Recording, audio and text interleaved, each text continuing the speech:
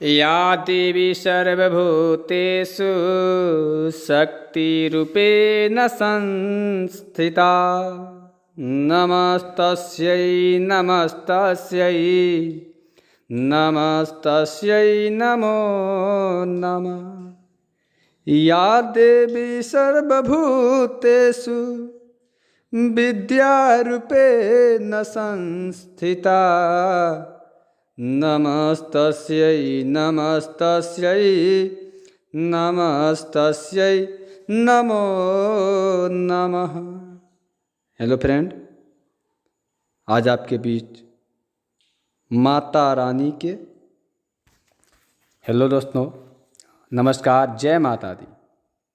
आज आपके बीच नवरात्र में किस उम्र की कन्या का पूजन करने से क्या फल प्राप्त होता है, यह विषय लेकर आया हूँ।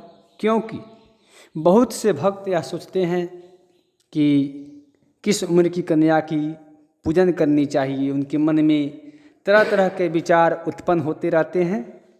इसलिए आप ध्यान से देखिए, स्क्रीन पर आपको चल रहा है। 2 वर्ष की कन्या कुमारी कहलाती है।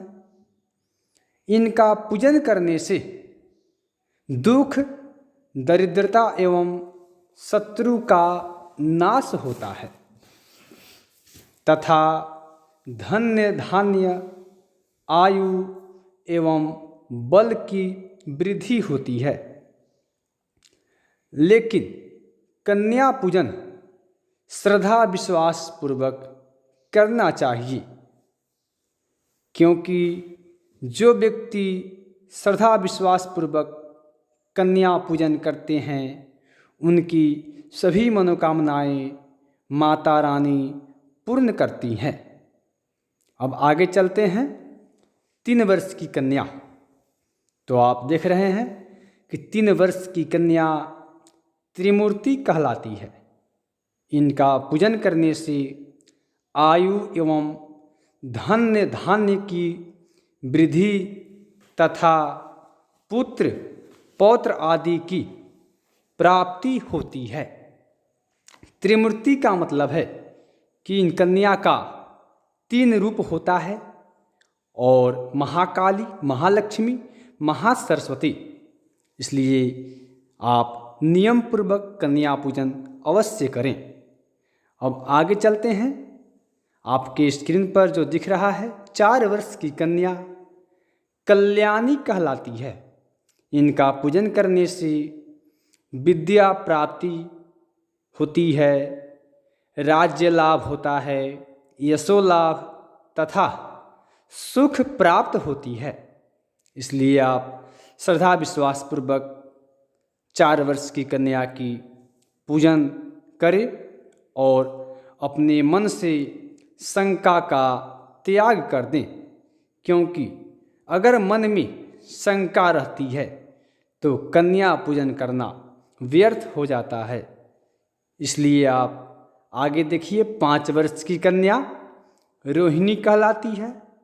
इनका पूजन करने से रोग का नाश हो जाता है, क्योंकि रोग का नाश करने के लिए आपको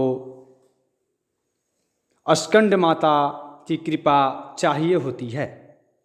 इसलिए आप श्रद्धा विश्वास पूर्वक 5 वर्ष की कन्या की पूजन करें। आगे आपको बताते हैं कि 6 वर्ष की कन्या की पूजन कैसे करनी चाहिए।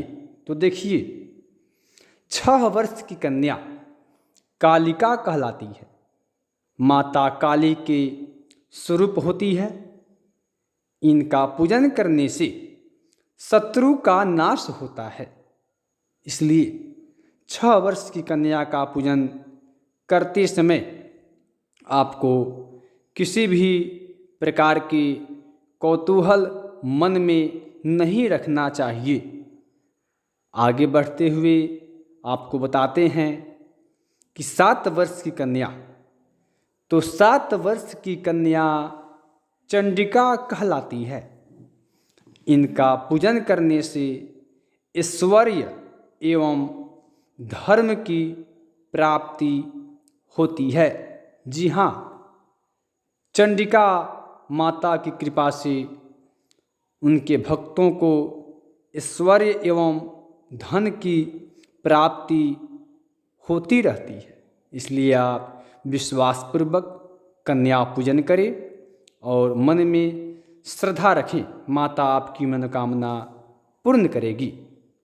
आगे देखिए, 8 वर्ष की कन्या शांभवी कहलाती है। इनका पूजन करने से राज्य सम्मोहन, दुख दारिद्र्य नाश, युद्ध में विजय, क्रूर शत्रु का विनाश, अभिचार कर्म में सिद्धि की प्राप्ति होती है। इसलिए आपको विश्वासपूर्वक श्रद्धा रखते हुए 8 वर्ष की कन्या की पूजन करनी चाहिए। आगे देखते हैं 9 वर्ष की कन्या के क्या विधि है। तो 9 वर्ष की कन्या दुर्गा कहलाती है। इनका पूजन करने से स्वर्ग लोक का सुख मिलता है।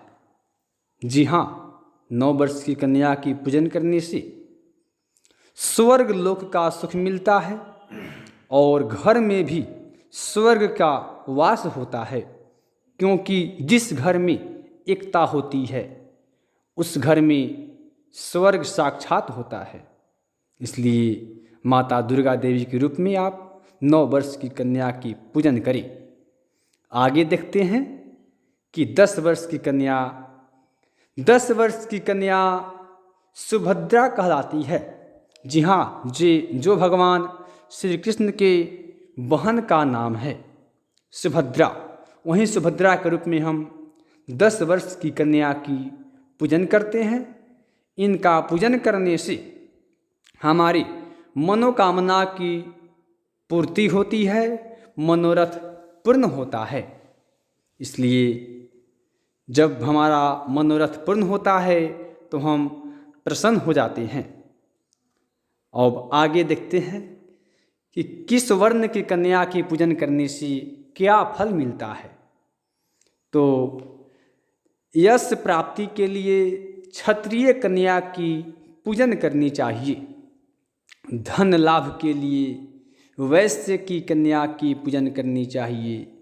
संतान प्राप्ति के लिए शूद्र कन्या की पूजन करनी चाहिए एवं सर्व कार्य सिद्धि के लिए ब्राह्मण कन्या की पूजन करनी चाहिए।